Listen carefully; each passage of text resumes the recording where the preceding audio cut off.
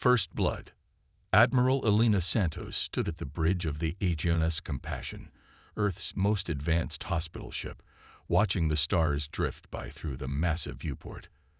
The vessel's pristine white hull bore the universal symbol of healing, a red cross that glowed softly against the backdrop of space. Inside its walls, over 3,000 patients from 17 different species received care that many had deemed impossible. "Status report on the Regellian burn victims," she asked, turning to her chief medical officer, Dr. Kai Chen. "The regenerative therapy is exceeding expectations," Kai replied, his holographic display showing real-time patient data. Even the Galactic Medical Council said these injuries were beyond treatment, but our nanite protocols are rebuilding their outer membranes cell by cell. Elena allowed herself a small smile. This was why she'd chosen to command a hospital ship rather than a destroyer.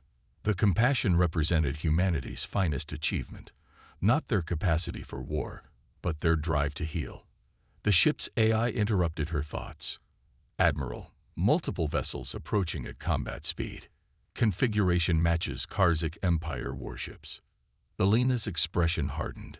The Karzik were known for their militant philosophy, viewing most other species as beneath them. Still, even they respected medical vessels. "Open a channel," she ordered. The holographic display flickered to life, revealing the angular features of a Karzik commander.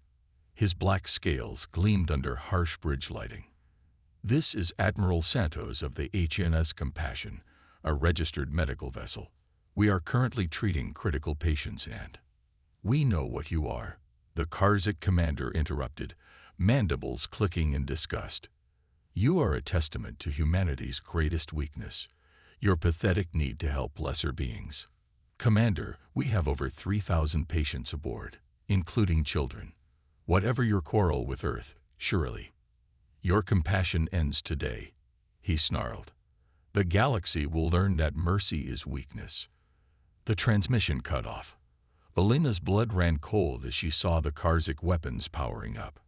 "All power to shields," she ordered. "Begin emergency evacuation procedures. Priority to critical care patients. Send distress calls on all frequencies." The first blast struck before they could raise shields to full power. The Compassion shuddered, and Elena watched in horror as the port medical bay was breached. Emergency force fields snapped into place, but she could see medical staff rushing to evacuate patients. "They're targeting the medical bays specifically," her tactical officer reported, voice shaking. "They want to maximize civilian casualties." Elena grabbed the ship-wide comm. "All medical staff, initiate Protocol Omega. Save who you can." She knew her people would understand.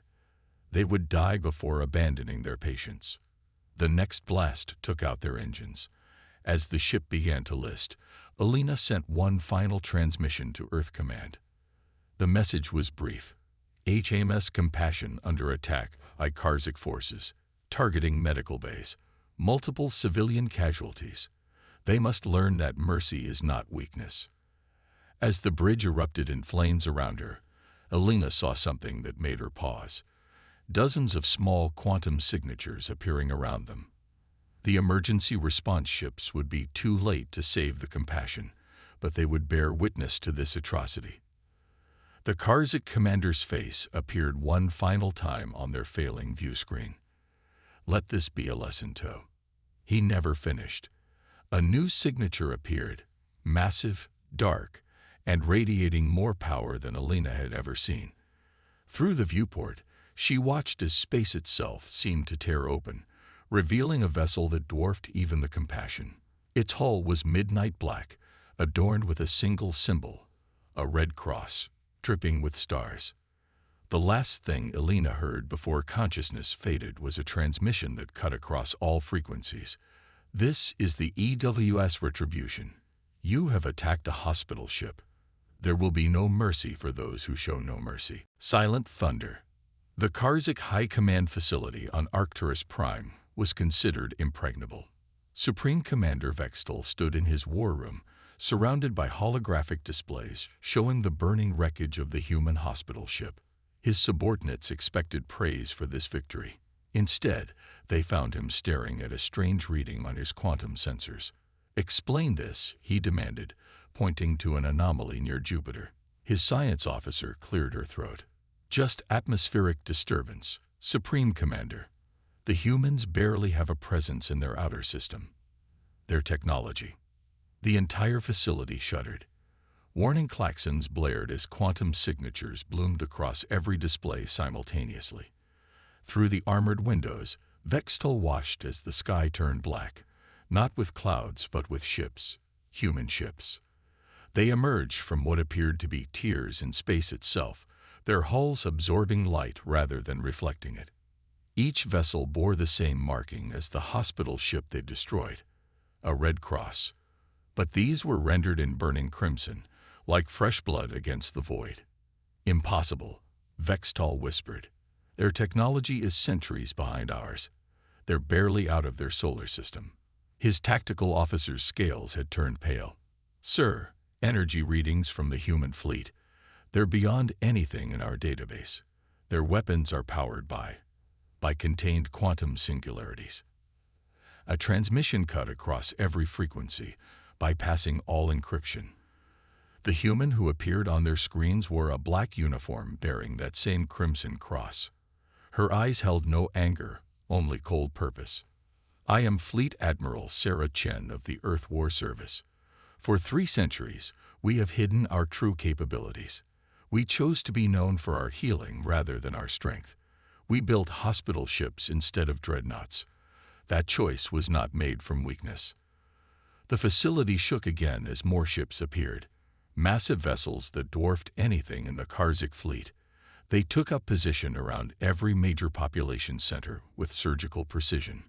"You attacked the HMS Compassion," Admiral Chen continued. "You targeted medical bays. You killed doctors trying to save your own people's children. You believed our mercy was weakness. Now you will learn why we chose to be healers when we could have been conquerors." Vextol's commanders were shouting numbers now. Thousands of ships, emerging from quantum shadows near every Karzik world. Their sensors showed impossible things, entire fleets hiding in gas giant storms, orbital platforms disguised as medical stations, weapon systems that bent space itself. "Sir," his intelligence officer's voice cracked. "We're receiving data from our deep space probes. The humans. They've been building for centuries. Those hospital ships we mocked. Their medical technology wasn't advanced because they focused on healing. It was advanced because we needed to put our soldiers back together," Admiral Chen finished. "Because we learned to heal by learning to fight. Every medical breakthrough came from preparing for war we hoped would never come. Now you've brought that war to your doorstep." Through the quantum static, they could hear something else, a sound that made Vextol's blood run cold, the steady beep of a heart monitor, growing weaker. "That," Admiral Chen said softly, "is the sound of the last patient to die aboard the Compassion. We will play it across all frequencies until justice is done. You have 1 planetary rotation to evacuate all medical facilities and civilian centers. We would not want you to accuse us of targeting hospitals." The transmission cut off. In its place, detailed schematics appeared on every screen. Blueprints of the Karzik military infrastructure, down to the smallest detail. "They've been watching us," Vextol realized. "All those medical ships, those humanitarian missions, they were gathering intelligence, learning our weaknesses while healing our sick." His tactical officer spoke again, voice trembling. "Sir, their weapons, they're not powering up to fire. They're powering up to contain." New signals appeared, quantum fields forming around every Karzik military installation, cutting them off from each other. They weren't going to destroy the Empire. They were going to dismantle it piece by piece. The heart monitor continued its fading rhythm as Vextol watched his Empire's greatest warriors become trapped like insects in amber. He finally understood. Humanity's greatest weapon wasn't their hidden fleets or their quantum technology. It was their restraint. "The price of mercy," Dr. Yuki Tanaka moved through the corridors of the EWS Retribution with practiced efficiency. Despite its fearsome exterior, the massive warship's interior resembled a state-of-the-art hospital. Medical pods lined the walls, each containing a survivor from the HMS Compassion. "Status report," she commanded, her neural interface connecting with the ship's medical eye. 87% of rescued patients stabilized. The AI responded, critical cases responding to quantum-assisted regeneration. However, 32 patients were lost during transfer. Yuki paused at one pod, watching a young Karzik child floating in healing suspension. The irony wasn't lost on her. They were saving the children of those who had tried to murder their own patients. The ship shuddered slightly as another quantum field deployed.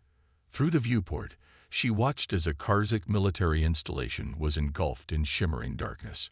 No weapons fired, no explosions, just silence. "Dr. Tanaka to the bridge," the comm system announced. "Admiral Chen requests your presence." When Yuki arrived, the bridge was a study in controlled chaos. Holographic displays showed hundreds of operations happening simultaneously across Karzik space. Each human vessel moved with surgical precision, isolating military targets while ensuring zero civilian casualties. "Doctor." Admiral Chen nodded as Yuki entered. "How are our guests?" "Surviving," Yuki replied, "though some don't understand why we're treating them." A Karzik officer asked why we didn't just let them die. "And what did you tell them?" "That we're human. It's what we do." Admiral Chen's lips curved slightly. On her main display, another Karzik battle fleet was being enveloped in a quantum containment field. Their weapons, designed to shred matter, proved useless against humanity's dimensional technology. "They're broadcasting on all frequencies," her communications officer reported. "The Karzik High Command is begging for mercy." "Show me." Supreme Commander Vextel's image appeared, his scales now a sickly gray. "Please," he said, mandibles trembling. "We surrender unconditionally. We acknowledge our crimes. Show mercy." "Mercy?" Admiral Chen's voice was soft, but carried throughout the bridge. "Like the mercy you showed the Compassion. She was carrying 300 of your own people. Did you even check before you opened fire?" We were wrong. We didn't understand." "No, you didn't. You saw kindness as weakness. You never asked why a species advanced enough to hide fleets in quantum shadows chose to build hospital ships instead."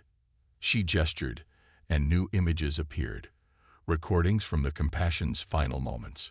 Human doctors using their bodies to shield alien patients. Nurses continuing to operate even as their sections depressurized. Medical droids transferring their power cells to keep life support systems running. "This is humanity," Admiral Chen declared. "We advance through healing, not conquest. We hide our weapons so we can spread medicine instead. And when someone mistakes our kindness for weakness." The quantum fields around the Karzik installations began to shrink, compressing slowly but inexorably. "We show them the price of that mistake." Yuki stepped forward. "Admiral, the Karzik civilian hospitals are requesting emergency medical supplies. Their military installations handled most of their serious cases. With them contained. Send everything they need," Chen ordered without hesitation. "And deploy the medical ships. All of them." "All of them," her tactical officer questioned. But that would reveal. It's time they knew. Show them what our hospital ships really are. Across Karzik space, the quantum fields parted briefly as massive white vessels emerged from fold space. Each bore the familiar red cross, but these ships were different. Their hulls rippled with barely contained energy, and their medical bays could reconfigure into weapon platforms more powerful than anything the Karzik had ever seen. "You thought the Compassion was just a hospital ship," Admiral Chen addressed the still open channel to Karzik High Command. "She was the first of her class, vessels that could terraform worlds or reduce them to atoms. We chose to use them for healing.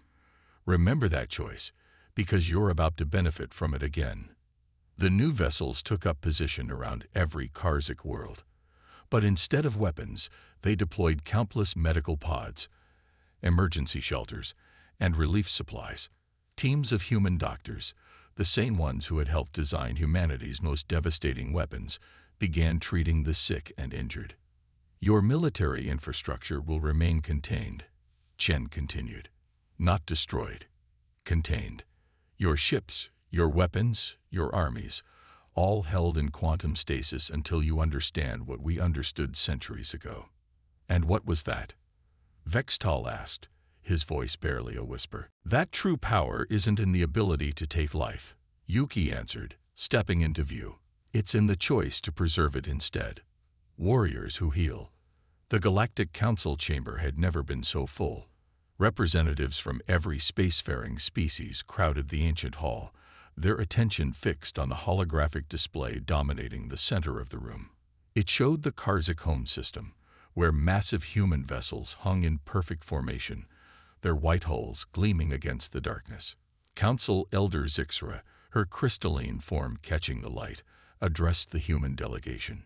You deceived us all, she stated, though her tone held more awe than accusation. For 3 centuries, you played the role of peaceful healers. Ambassador Marcus Chen, grandson of the legendary Dr. Kai Chen from the Compassion, stood calmly before the assembly. With respect, Elder, we never deceived anyone. We simply chose which truth to present. The chamber erupted in murmurs as new images appeared, human ships transforming from medical vessels to warships and back again. Their quantum technology allowed them to exist in multiple states simultaneously, like Schrödinger's battleships. Every hospital ship we sent out could have been a dreadnought, Marcus continued. Every medical breakthrough we shared came from understanding how to both harm and heal at the molecular level.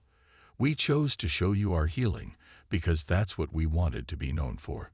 A Karzik representative, one of the few not currently under quantum containment, rose shakily. But why? With your technology, you could have dominated the galaxy centuries ago. Marcus smiled sadly. Because we remember our own history. We remember when we used to solve problems with pure force, when we saw overwhelming military might as the answer to everything. It nearly destroyed us. The holographic display shifted, showing Earth's orbital rings, massive structures that had been passing as civilian habitats and medical stations for generations. Now their true nature was revealed. A defense network that could shield the entire solar system. We learned that the hardest power to control isn't the power to destroy, Marcus explained. It's the power to decide not to destroy when you could. That's why every human warship is also a hospital ship. Every weapon we design must have a peaceful application. Every soldier must train as a medic. New footage played. Human medical teams deploying across Karzik worlds, treating the sick and injured even as their warships held the Empire's military in quantum stasis. The same quantum technology that could tear a planet apart was being used to accelerate healing and regrow damaged tissue. The Karzik attacked the Compassion because they thought healing was weakness, Marcus continued. They never asked themselves why a species would dedicate warship-sized vessels to medical care. They never wondered how we could afford to use such advanced technology just for healing. Elder Zixra's crystalline form shifted, reflecting her unease. And now, what are your intentions for the galaxy now that your true capabilities are known? Marcus gestured, and the holographic display showed something new. Plans for a network of quantum-connected medical facilities spanning the galaxy, the same as they've always been. To heal, to help, to protect those who cannot protect themselves. But your weapons will remain hidden until needed, just as they always have been. Marcus's expression hardened slightly. But let the fate of the Karzik military serve as a reminder. Humanity's choice to heal is just that, a choice. We have not forgotten how to fight. The chamber fell silent as the implications sank in. Humanity had not just hidden their military might. They had transcended the traditional division between war and peace. Every medical breakthrough could become a weapon. Every weapon could be turned to healing. "We're establishing new protocols," Marcus announced. "Every medical vessel in the galaxy will be equipped with quantum beacons. If any are attacked, they'll trigger an immediate response from Earth's fleet. Never again will someone mistake kindness for weakness." The Karzik representative spoke again, humbled. "And our military, our contained fleets, will remain in stasis until your society demonstrates it understands the lesson we learned centuries ago." Marcus's voice softened. "In the meantime, we'll continue doing what we've always done, healing your sick, helping your wounded, and hoping that one day you'll understand why we chose this path." Tomorrow's peace. 5 years after the Karzik incident, the HMS Reconciliation sailed through the void between stars. Like all human vessels now, she made no attempt to hide her true nature. Her white hull could reconfigure into battle armor. Her medical bays contained weapon systems that could level cities, and her quantum drives could tear holes in space itself. Yet she came in peace, as humanity always had. Captain Diana Chen, great-granddaughter of the legendary Admiral Sarah Chen, stood on her bridge watching a miracle unfold. Below them, a Karzik world was healing. The quantum containment fields that had held their military in stasis were being repurposed, transformed into a planetary regeneration network. "Status report," she commanded. Her chief medical officer, Dr. Vextel Jr., son of the very commander who had ordered the attack on the Compassion, looked up from his station. "The cellular reconstruction is proceeding ahead of schedule. 3 more generations, and the damage from their industrial warfare will be completely reversed." Diana nodded, still amazed by how much had changed. After 5 years under quantum containment, the Karzik had emerged transformed. They had learned what humanity had discovered centuries ago, that the ability to heal was not weakness, but the highest form of strength. "Message from Earth Command," her communications officer announced. "The last of the containment fields are ready for conversion. They're asking if the Karzik representatives want to do the honors." "Put them through." The view screen lit up, showing the new Karzik High Council. Gone were the military uniforms and battle scarification. Instead, they wore the white coats of healers, with the Universal Red Cross displayed proudly. "Captain Chen," the High Chancellor spoke, her scales gleaming with health rather than aggression. "We are ready." Diana sent the command. Across Karzik space, the quantum fields that had held their weapons of war shifted and transformed. Matter and energy reorganized at the subatomic level. Where there had been warships, medical stations bloomed. Weapon platforms became healing centers. Artillery batteries transformed into cellular regeneration arrays. "The metamorphosis is complete," Dr. Vextel Jr. reported, his voice thick with emotion. "My people's instruments of death have become tools of life." Diana touched a control, bringing up an image she kept near her command chair, a picture of the HMS Compassion, taken just days before her destruction. "This was never about punishment," she said softly. "It was about understanding." The Karzik High Chancellor nodded. "We understand now. Why you hid your power, why you chose to be known for healing rather than strength. It wasn't because you couldn't fight. It was because we learned there's something stronger than the ability to take life." Diana finished. "The choice to preserve it instead." Across the galaxy, things had changed in the years since the Compassion's destruction. Every medical vessel now carried quantum beacons, protected by the promise of humanity's response. But more importantly, they carried something else. Hope. Hope that other species would learn what humanity had learned, what the Karzik had finally understood. That true power wasn't in weapons that could destroy worlds, but in the decision to use that same technology to save them instead. "New contact," her tactical officer reported. "Hospital ship requesting assistance. Multiple casualties from a mining accident in the Centauri sector." Diana smiled. Once, such a call would have been answered only by human medical vessels. Now she watched as ships from a dozen species responded, including 3 former Karzik warships converted to medical use. "Plot an intercept course," she ordered. and prepare all medical bays for casualties. As the reconciliation turned toward her new mission, Diana thought about the dual nature of human ships, how they could switch from healing to warfare in an instant, how they carried the power of creation and destruction in perfect balance. But the choice, as it had always been, was simple. They were human. They would heal. The end.